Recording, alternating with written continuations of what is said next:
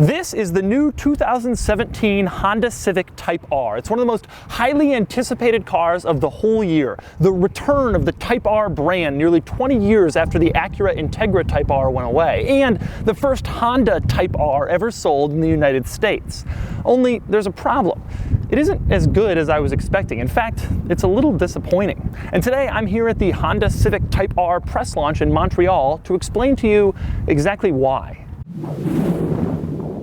Here's how this is going to go. First, I'm going to show you around the Civic Type R, and I'm going to show you its quirks and its features, some cool and some not so cool. Then I'm going to take it out on the road and tell you what I think about how it drives. And of course, for more of my thoughts on the Civic Type R, click the link below to check out my column on autotrader.com/oversteer. Now, I'll start with the quirk that you can't help but notice the moment you lay eyes on a Civic Type R, and that is its styling. Now, I should note, I actually like the front of this car, and I like how the regular Civic hatchback looks, but the rear end of the Civic Type R is so extravagant and ridiculous that it makes this the most overstyled car on the market today. And quite frankly, one of the most overstyled cars that I can remember in the entire history of cars.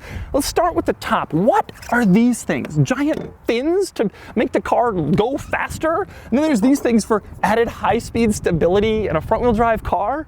Next we move on to the wing, which is enormous. This has to be larger than the wing in a Ferrari F40, and it's so big that they couldn't even do it in one piece. There's the wing top, the wing side, and the wing base. It is massive and ridiculous. Below the wing you have another wing. Lovely. The craziest styling detail on the back of this car are these things here. What is this? Is this supposed to be an air intake in the rear of the car? Of course, they're black plastic and completely covered, so they don't actually do anything. They're just there for style, if you could call it that. On the bottom, we have this fake carbon fiber piece that's actually cheap plastic. It's enormous. It goes around the whole bottom of the car, and it's just too much. And can somebody please explain to me why a 4-cylinder car needs 3 exhausts? I want to sit here and tell Honda, hey, you don't have to try so hard to make this thing look cool. Really? And while I'm on the exterior styling of this car, another hilarious detail, those giant black plastic air intakes on the back, well, if you look closely inside them, you'll see little holes where the parking sensors should be, except the Type R doesn't have parking sensors. Honda removed them to save weight. Unfortunately, the little black plastic things still have the holes. They couldn't just make 2 parts? The crazy thing is the front ones are the same. Giant black plastic air intakes and fake holes where the parking sensors would be if you had a car with parking sensors. Another bizarre exterior styling detail that I can't help but notice in this car are these giant wheel arches. They're huge, so oversized and extravagant that they come over the wheel like a circle, and they hit the door. They're that big. And then they just stop. They're just circle, circle, circle, circle, stop. It's just bad styling. Now in back, the Civic Type R has a lot of room back here, and I mean that sincerely. This is a seriously practical hot hatchback. The coolest quirk back here is the cargo cover. Now, owing to the steeply raked rear roofline, they couldn't really get the cover on the back of the seats like every other car, but they didn't just skip it. Instead, they stuck it over here on the side. You pull it, goes across, you put it in place. That's cool. Less cool is the fact that when you shut the hatchback, the rather large hatchback owing to all this bodywork, the rear wing flops around. You see that? I don't know if I really trust this rear wing to provide 2,000 pounds of downforce at high track speeds when it does this when you shut the hatchback. Another quirk of this car, maybe you would call it a feature, maybe you would call it a disappointment, is the exhaust note. This car, as I mentioned, has 3 exhaust pipes, so you'd think it has some crazy, loud, cool sound. It does not, as I shall now demonstrate.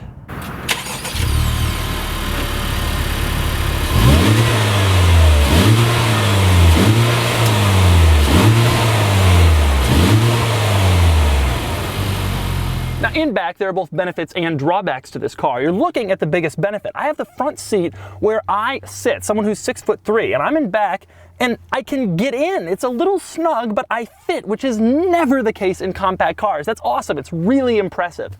Less impressive is the fact that you can't carry around 4 of your friends in a Civic Type R because there's no middle seat. However, you can carry around 3 of your friends and drinks because there are cup holders. Now, moving up front, we have to talk about these seats. Now, a lot of people are going to say these seats are too childish or too boy racer, too silly, but I love them. I think they're really cool, and they're exactly what I'd expect when I was buying a Type R. They're red and they're racy looking, but also they're actually pretty practical. I had this car on the track yesterday, and the seats are grippy. They hug you in the corners just like you'd want them to, and on the road, they feel nice and snug.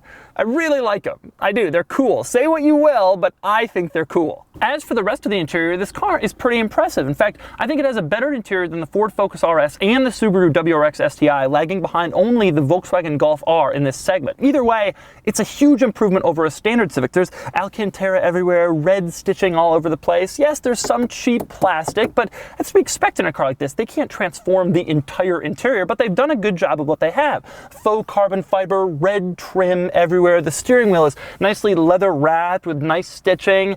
You know you're in a car that isn't a standard Civic when you're sitting inside this. I really like that. With that said, there are a few drawbacks. For example, I count 1, 2, 3, 4, 5, 6 blank switches. Blank switches always annoy me because when you have a blank switch, you know that you could have had something there if only you had spent a little more money to get the nicest model, except this is the nicest model. So there should never be a blank switch in a car like this. But the blank switches are not the worst part about this interior. That honor goes to the stereo volume adjustment, which is an electronic slider instead of a traditional knob. Now, a few weeks ago, I did a review of the Acura NSX, and I said that that slider was cool, it was futuristic, and you people took me to task. You said I was wrong, it's terrible, it's awful, it's a horrible design, and I don't entirely agree with the NSX, but I do agree in this car, and that's because the slider is mounted above a circle for the climate control. In the NSX, the climate control has actual buttons. Here it has circles. So when you're driving around in your Civic Type R and you go to adjust the stereo volume, you turn the circle right next to the steering wheel, assuming it's going to be the volume knob, and actually it turns up the heat. That's a terrible, terrible design. You shouldn't put a knob where you'd expect volume to be and have it control something completely different. I don't want to be driving around listening to Jimmy Eat World singing along and then I turn it up and it's suddenly 95 degrees in the car. Now, I don't want this to turn into me just bashing the Civic Type R's interior because, like I said before, I actually like it a lot. In fact, there's way more good than bad in here. For example, I really like the way that the gauge cluster changes around when you switch between drive modes. In comfort, it just looks like a normal gauge cluster, no big deal. Put it in sport and various little details turn red. Pretty cool. But the real fun is in Plus R, where the entire tack turns red and the red line becomes a lot more apparent. Most compact hatchbacks don't have anything close to this. Speaking of the gauge cluster, I also really like the fact that it gives you a shift light indicator like you get on high-end exotic cars. It's cool. To show you what I mean, here's a trip up an empty on-ramp with the shift light indicator displayed.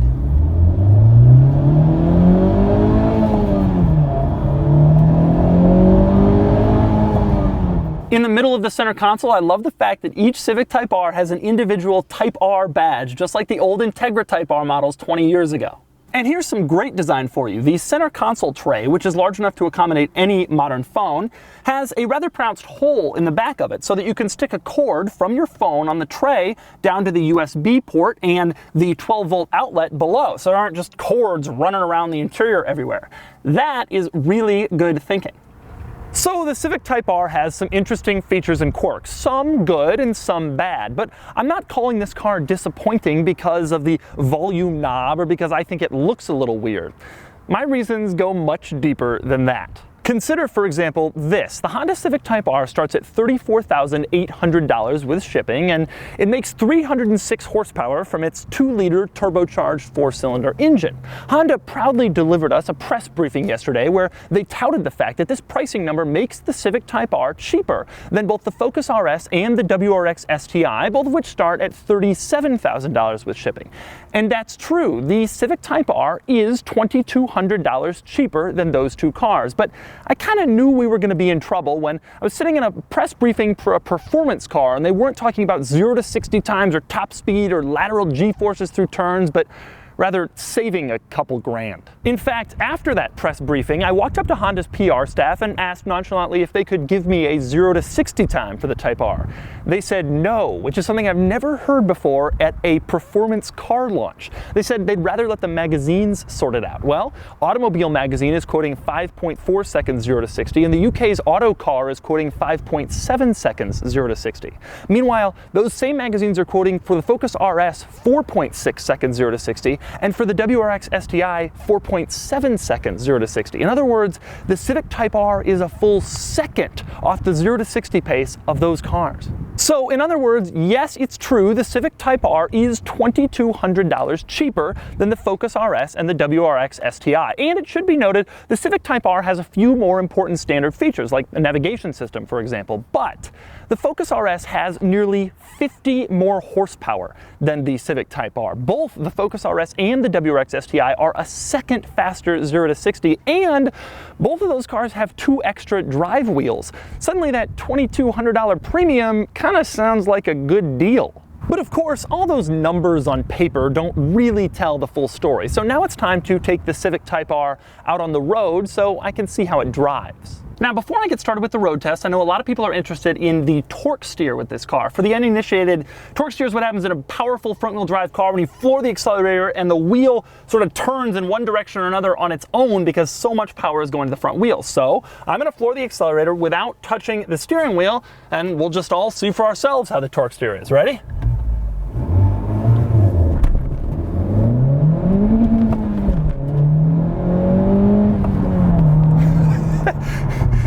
In other words, there's none.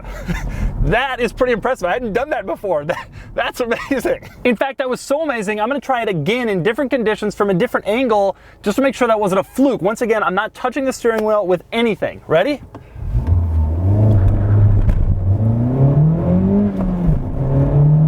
Dead straight.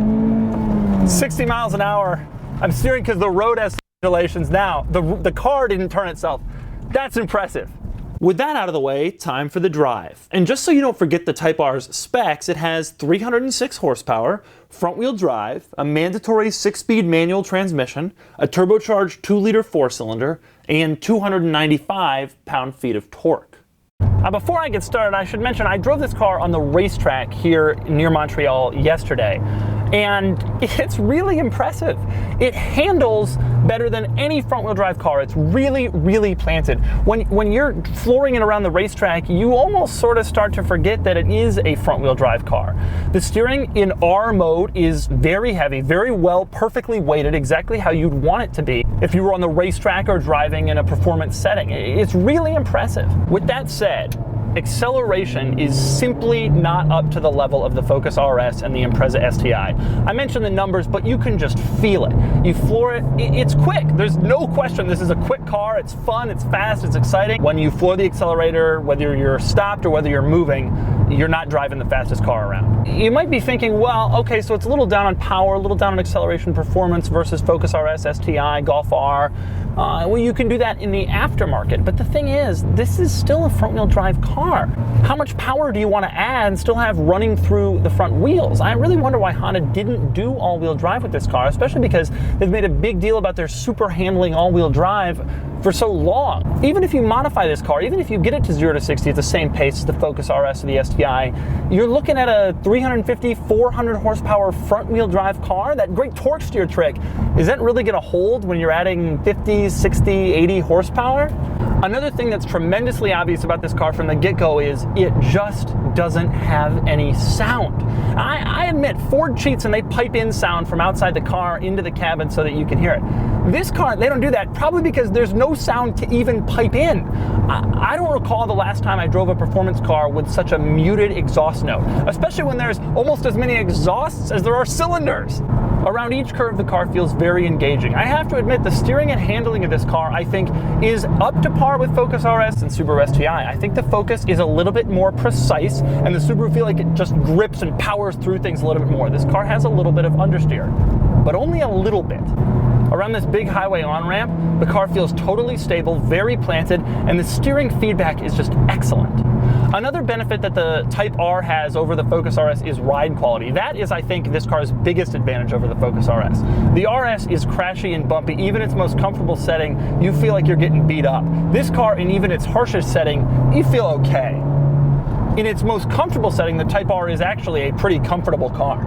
I just can't believe there's no exhaust on it. I downshift to fourth, punch around somebody on the highway, and it sounds like I'm driving my dad's old Camry.